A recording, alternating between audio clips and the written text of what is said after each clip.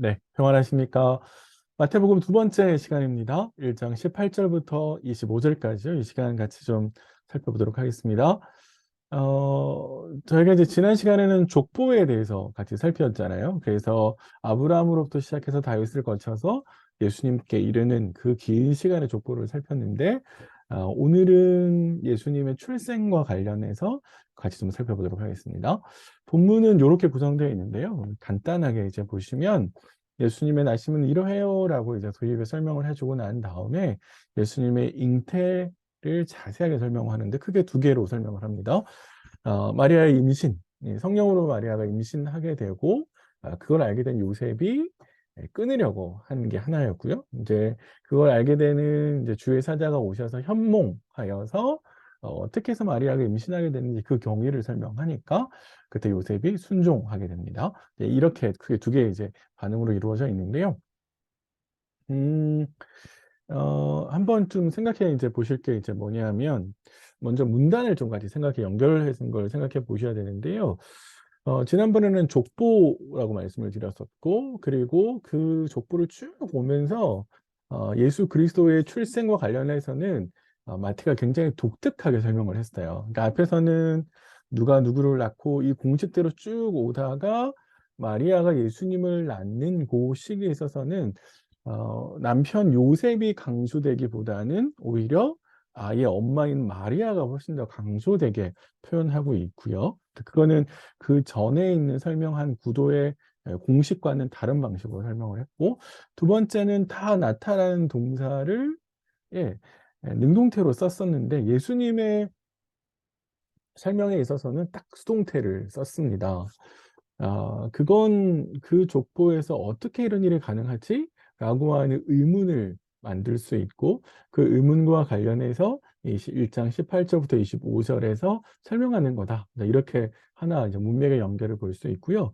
두 번째 문맥의 연결은 이렇게도 볼 수 있을 것 같아요. 족보는 통시적이거든요. 그러니까 처음 시점에서부터 예수님께 이르까지 쭉 어떤 시간적인 순서로 흘러왔나? 라고 하는 것을 살피는 거라면 1장 18절부터 25절은 공시적이죠. 그 시간대를 딱 집어서 예수님의 사건이 어떻게 일어나게 됐는지를 알려준다. 예수님의 출생을요. 네, 그런 점에 있어서 문맥을 연결시킬 수 있을 것처럼 보입니다. 본문을 좀 하나씩 들어가 보시면 먼저 1장 18절 하반절에 가시면 마리아가 요셉과 약혼했다 이렇게 돼 있잖아요. 약혼은 굉장히 강한 구속력을 가지고 있습니다. 우리 시대의 약혼보다 훨씬 더 거의 결혼과 가까운 거의 결혼했다라고 싶을 만큼 그래서 이게 얼마나 강한 구속력을 가지고 있냐면 정혼했는데 그러니까 약혼을 했는데 이 자신의 약혼자 외에 다른 사람과 성관계를 가지는 것을 간음이라고 했고요. 그리고 만약에 약혼한 사람과 배우자가 죽게 되면 여자는 과부가 됩니다. 그러니까 이제 이걸 뭔 이야기를 하자면 우리 시대와 달리 당시의 약혼은 거의 결혼에 준해서 거의 결혼했다라고 생각하는 것만큼 그렇게 이제 이해를 했다라고 이제 볼 수 있는데 이게 중요한 이유는 뭐냐면 그 다음에 나오는 내용 때문에 그렇습니다. 마리아가 성령으로 잉태된 것이 나타났다 이렇게 돼 있잖아요. 이게 우리에게 뭘 이야기해 주면 역시 예수님께서 성령으로 잉태되셨어.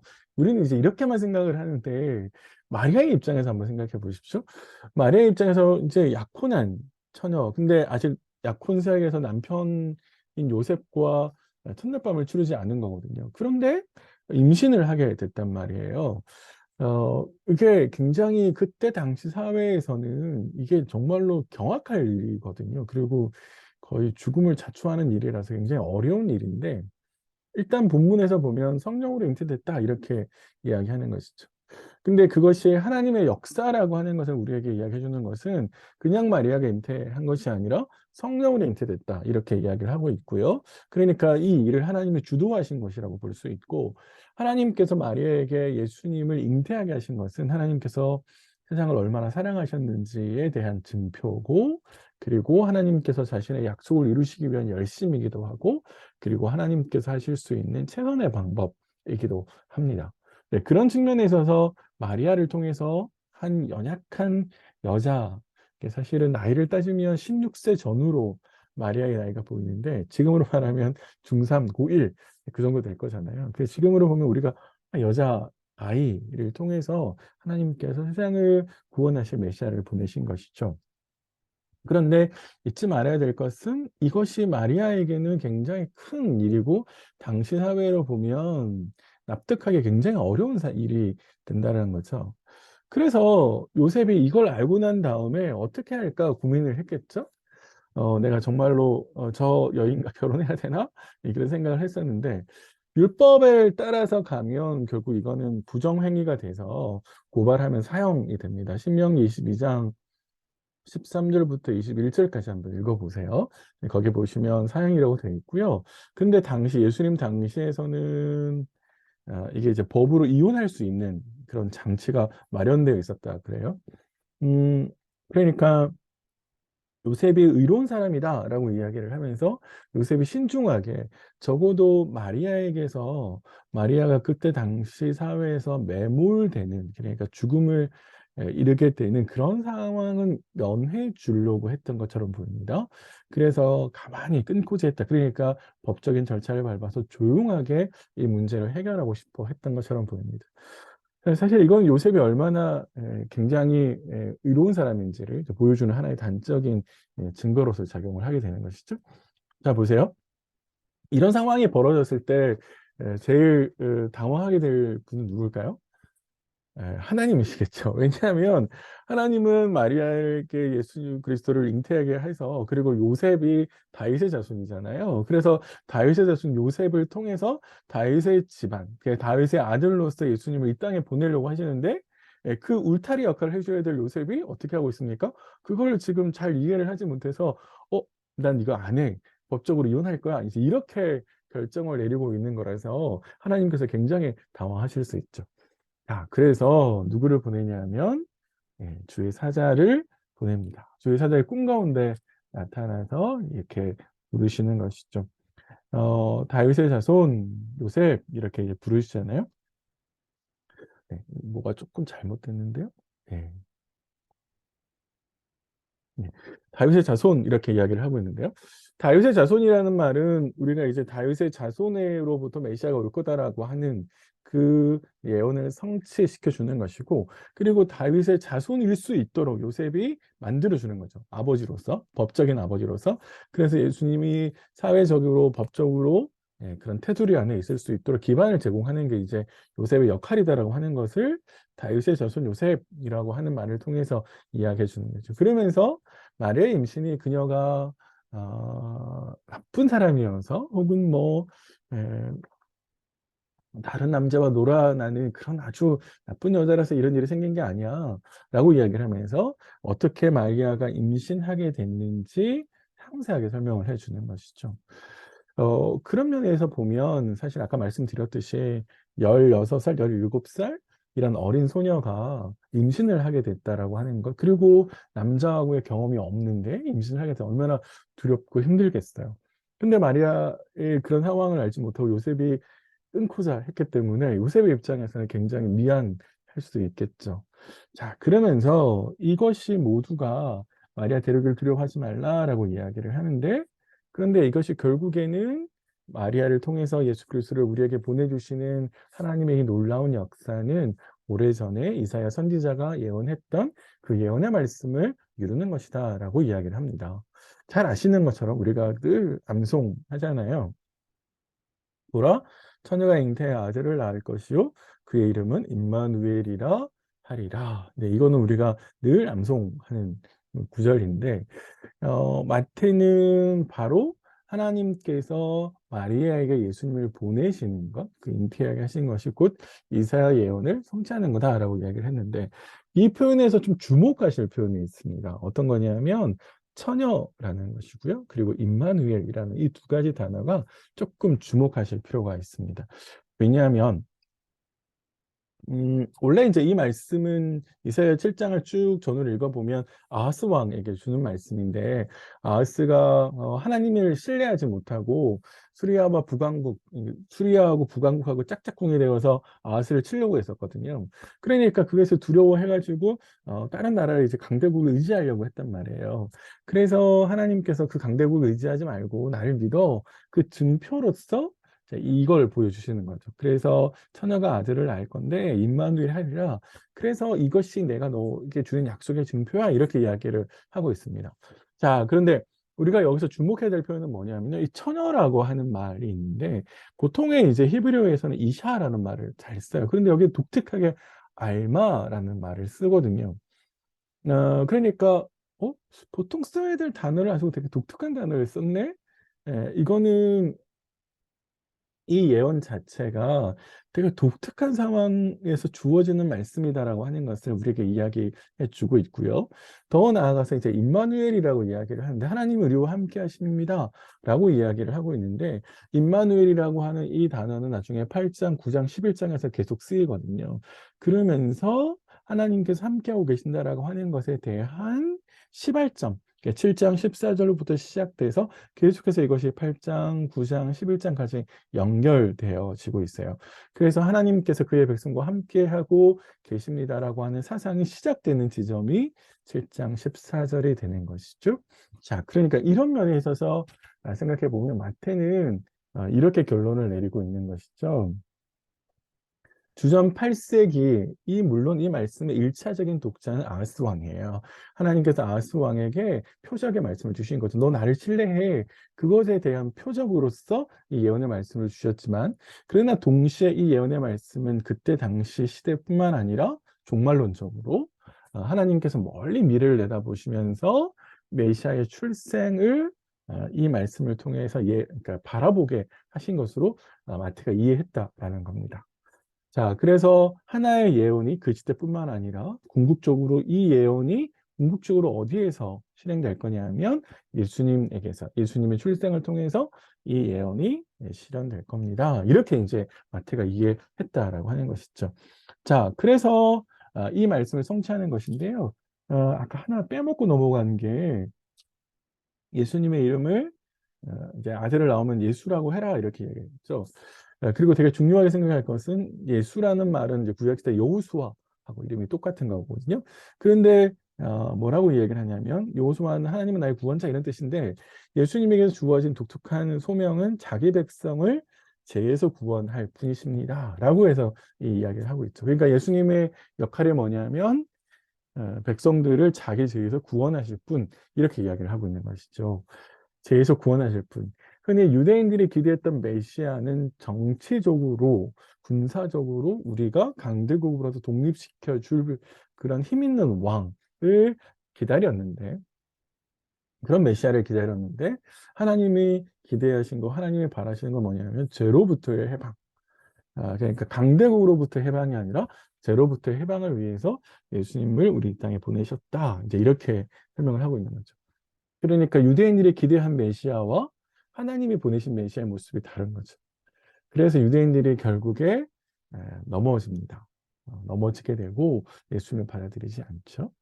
그걸 우리가 좀 잘 한번 생각해 보시면 좋을 것 같고, 특별히 유대인 독자들의 입장에서 보면 예수님을 받아들이지 않는 사람들이 왜 받아들이지 않았는지에 대한 하나의 설명이 되고 있다라는 겁니다. 자, 이렇게 설명을 하니까 요셉이 어떻게 해요? 요셉이 잠에서 깨어서 일어나서 현몽이라 그랬잖아요. 그러니까 꿈속에서 주의 사자가 상세하게 설명을 하니까 그의 아내를 데려왔죠. 아마 저는 아까 말씀드렸지만 요셉이 굉장히 미안하지 않았을까. 그가 끊어야 되는데 했던 그런 마음들이 굉장히 미안하지 않았을까 생각을 해보고요. 그리고 그의 아내를 데려옵니다. 데려와서 예수님의 법적이고 사회적인 울타리를 요셉이 스스로 마련하죠. 그러면서 동침하지 않아요. 이것도 대단히, 요셉이 하나님의 말씀을 듣고 그 말씀을 쫓아서 마리아의 몸에 태어나실 분을 보호하기 위해 적극적으로 이 말씀을 성취하기 위해서 순종하는 것이라고 볼 수 있고요. 더 나아가서 예수님이 태어나시는 것이 인간의 몸을 빌리지 않았다라는 것을 성령으로 잉태됐다라고 하는 것을 보여주는 증거다라고 이제 볼 수 있을 것 같습니다. 자, 그래서 아들을 낳기까지 동침하지 않았고요. 이름을 시킨 대로 예수라고 했다. 이제 이렇게까지가 오늘 이제 본문의 이야기인데요. 본문이 그렇게 길지 않잖아요. 아니, 짧은데 우리가 생각해 볼 건 좀 있어요. 첫 번째는 하나님께서 말씀을 성취하고 계신다라는 것이죠. 내가 너희와 함께 할 것이다 라고 하나님께서 말씀하셨는데 그 말씀을 잊지 않으시고 예수님을 통해서 실현하고 계신다라는 겁니다. 누구를 통해서 실현하시냐면 바로 자신의 가장 사랑하는 아들을 이 땅에 보내심을 통해서 증명하고 계신 것이죠. 예수님의 입장에서도 봐도 그렇습니다. 예수님께서 하나님이신데 인간의 공간 안으로, 인간의 시간 안으로 하늘의 보좌를 버리시고 이 땅에 오신 거잖아요. 그리고 자신의 백성들과 함께 하시는 모습을 보여주신 거거든요.